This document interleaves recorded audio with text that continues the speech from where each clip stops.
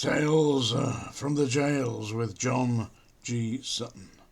Yeah, here we are, folks. I want to talk today a little bit about Dominic Raab's new regulations concerning transgender inmates in British prisons.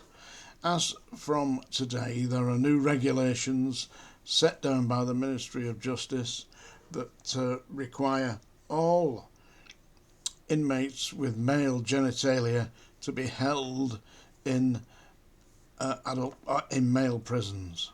They cannot be transferred to female prisons without the specific authority of the Justice Minister, who is Dominic Raab.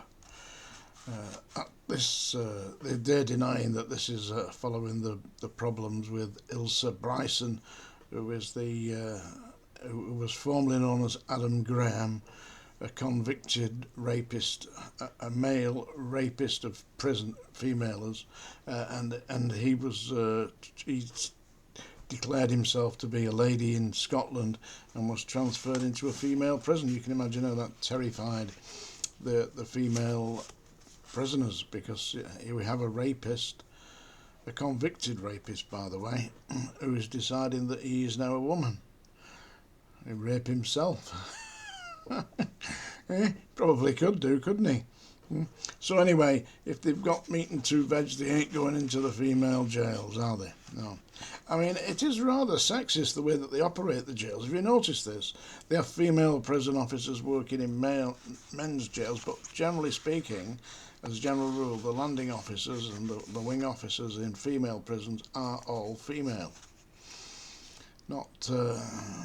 It's not a genuinely mixed service in that respect.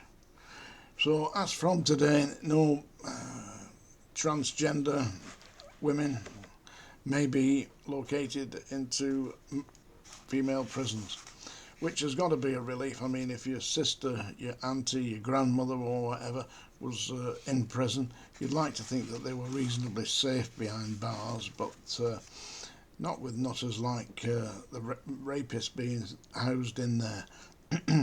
I have seen, of course, what happens to very effeminate men who are held in male prisons. They tend to become passed round the big boys, you know. They call them like chickens, you know. So you get the pick of the chickens. That's what a number of big inmates. You'd be surprised who these. They call it gay for the state, don't they? I mean, I got nothing against gays. I mean, if that's what they want to do, that's their life, yeah. But if they're doing that in prison and they're taking advantage of vulnerable inmates, then at that point, you know, you have to call time on that and protect them. One of the big louts that was doing this was, of course, Paul Sykes. Now, Paul Sykes was pretty notorious for grabbing younger prisoners. He didn't actually get the boys because in the prisons at the time it was the age of 21. No inmates under the age of 21 were allowed to be in adult male prisons. You know, they were kept in young offenders institutions unless they were what's known as being starred up. Now, if you were starred up, that was because you were considered to be mature beyond your years. So you might be 19 or 20 and you know, you're just a big lad and you've seen a lot of world, and you're far more mature than your fellow inmates, fellow young offenders, and then you would get starred up.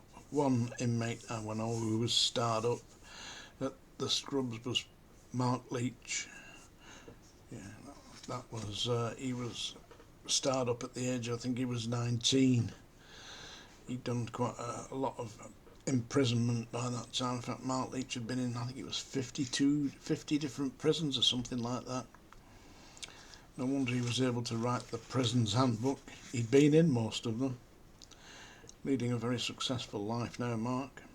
Still having his book published. In fact, I think he publishes it and makes good money at that. So good luck to Mark Leach. He got out of prison and made a life for himself, which can be done. You know, just because you've been in prison doesn't mean that your life's being written off. I mean, don't forget, I did 10 years as a prison officer, of course, but I managed to get out and have books published and became a feature editor of a newspaper, manager of numerous top-line acts, including I managed the career of Derek Acora for a while before he became a Hollywood diva. One or two others. We did the London Palladium in 1992, believe it or not. Seriously, rented the London Palladium.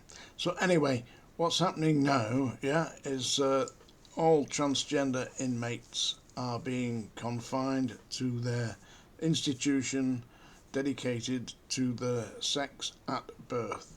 So if you were born with a complete set of male honeymoon equipment, then that's where you did your bird.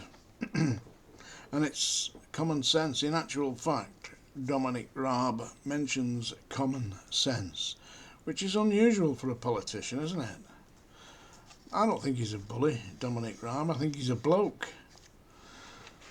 Anyway, I've not got my dinger back yet, so you'll just have to take it from me that something's about to happen. It isn't singing today.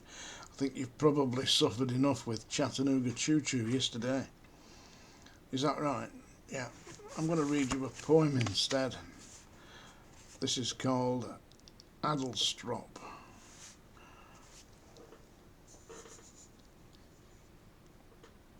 Are we ready? Just let me get the light on this. Adelstrop by Edward Thomas. It's a famous poem, this. It says, "Incomfortably. Good, then I shall begin. Yes, I remember Adelstrop, the name, because one afternoon of heat the express train drew up there, unwontedly. It was late June. The steam hissed, someone cleared their throat. No one came and no one left. On the bare platform, what I saw was Adelstrop, only the name, and willows, willow herbs and grass, and meadow sweet, and haycocks dry. No wit lay still, and lonely fair, the high clouds in the sky. And for that moment a blackbird sang close by. Around him, farther and farther, all the birds of Oxfordshire and Gloucestershire." Yeah. Adelstrop by Edward Thomas. This is Tales from the Jails. So, common sense has prevailed. And I say well done, Dominic Raab, for doing something that actually does smack of common sense. Tales from the Jails. Thank you, folks.